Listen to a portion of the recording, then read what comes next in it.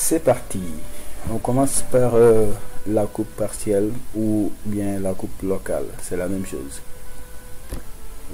On assure que la zone comportant l'évidement ici, alors ici l'évidement, c'est le vide qui est réalisé ici, qu'on appelle également une rainure de clavette. Ici, on n'a pas besoin de mettre des hachures sur toute la longueur de la pièce. Ce qu'on veut mettre en évidence, c'est uniquement cette partie, raison pour laquelle on adopte ce type de coupe, que l'on appelle coupe partielle ou bien coupe locale. Ce qu'il faut constater, c'est qu'ici on a utilisé un type de trait qui est assez nouveau, mais qu'on avait vu dans le premier cours sur les bases du dessin technique. Ce trait, on l'appelle trait continu, ondulé ou bien à main levée. Voilà, donc c'est pour des coupes locales comme ça. Autre remarque, c'est que là également, on a une certaine façon de représenter la pièce qui montre que en réalité, c'est une pièce qui ne s'arrête pas ici, qui continue, mais qui ne présente pas de forme particulière pour le reste. Donc on peut s'arrêter là juste pour la pièce. Voilà pour la coupe locale.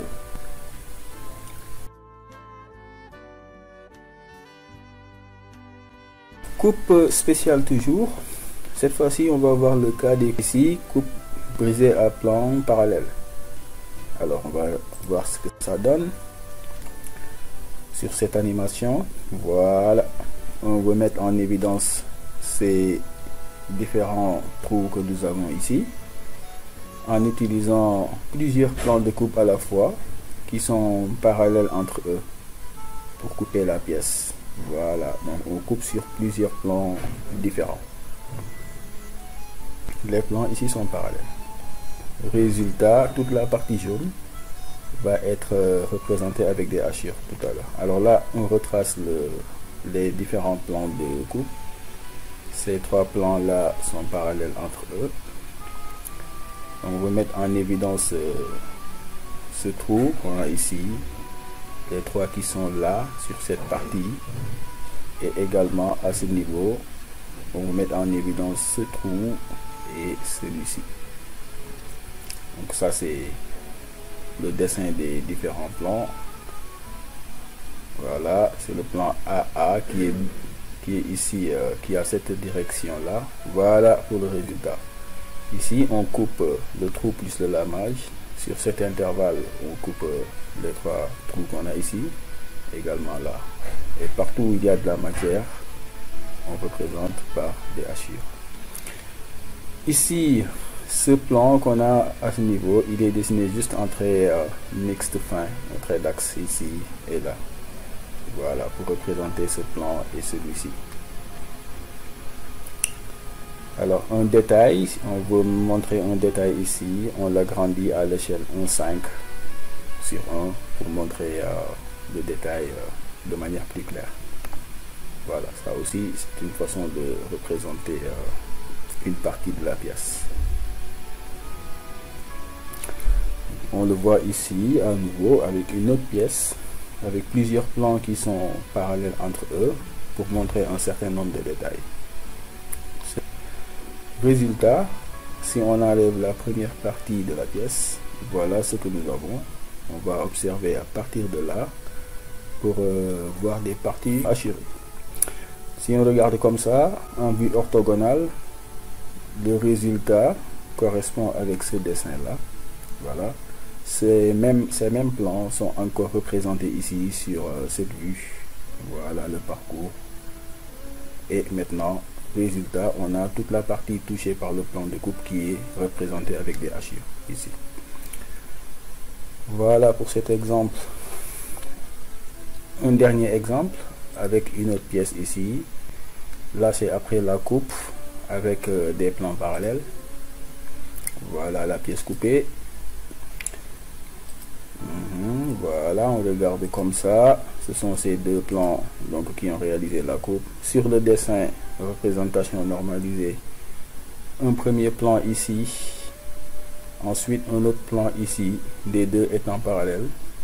Sur cet intervalle là, sur cette moitié de pièce, voilà le résultat de ce que nous avons. Donc ici on coupe juste une partie du trou oblong ici, qui donne ce qu'on a là. Et sur l'autre moitié, on coupe une partie du trou, donc le demi-cercle à ce niveau, qui est donc représenté en trou borgne à ce niveau, et le reste étant la partie là où il y a de la matière qu'on représente ici avec des hachures. Alors, attention, ici c'est une seule pièce, c'est la même, donc on a le même type de hachure. Attention également à ne pas représenter ici un trait continu fort. N'oubliez pas que un trait continu fort n'est jamais traversé par des hachures. Voilà, on continue.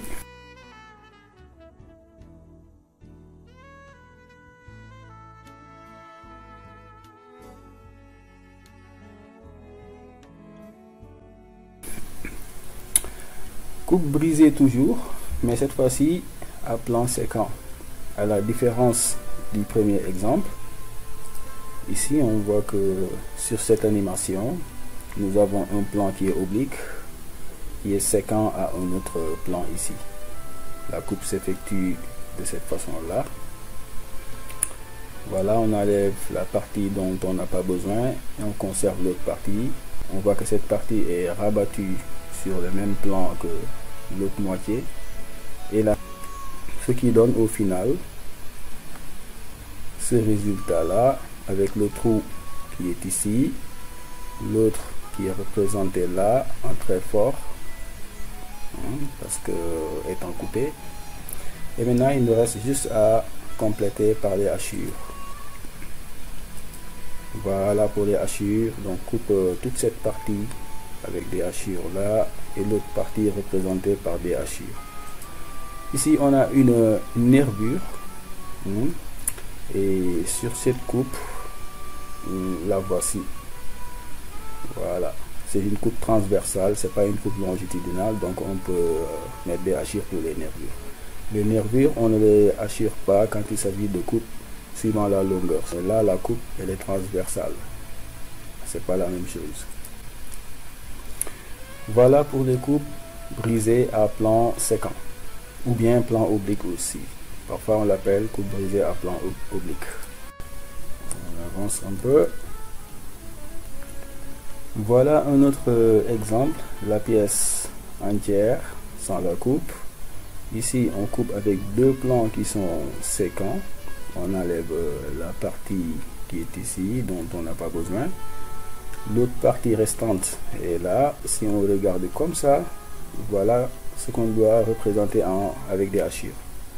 Maintenant sur la représentation normalisée ici, le plan de coupe, ou bien les plans de coupe, un plan ici qui est séquent à un autre plan, mais qu'on appelle AA, donne comme résultat la vue AA, avec cette moitié de la pièce qui est représentée ici normalement, et l'autre moitié qui est représentée en regardant là. Et on fait une petite rotation ici pour pouvoir mettre les deux parties sur le même plan, sur la vue AA. Voilà le principe.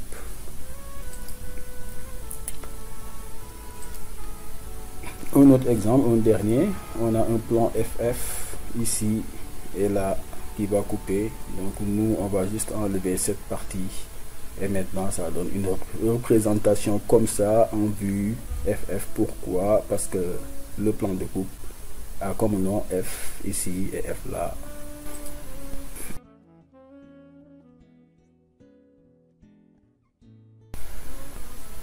Une autre coupe spéciale, la demi-coupe.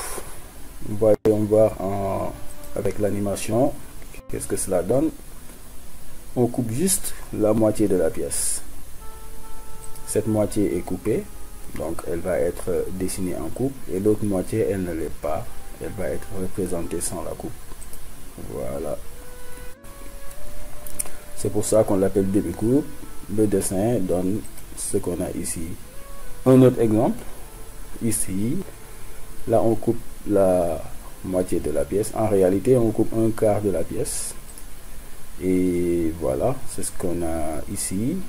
La partie en rouge, c'est celle qui est coupée, donc celle qui va être représentée par des hachures.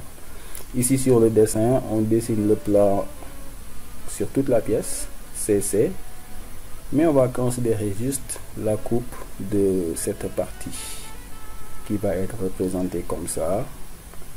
Là on met en évidence le trou plus le lamage ici, mais également la moitié de ces trous qu'on a à ce niveau, qui est donc ici, entrée, contenu, fort. Et le reste, sur cette partie, l'observateur se place juste à ce niveau pour faire cette représentation. Elle n'est pas complète. On aurait pu compléter par un trait interrompu ici, symétrique à ce qu'on a là. Pareil, un trait symétrique, un trait interrompu à ce qu'on a ici. Voilà, et pour cette partie. Demi-coupe CC. La moitié est en coupe, l'autre est en vue extérieure, ce qu'on a ici. Et voilà pour cette partie du cours sur les coupes et sections.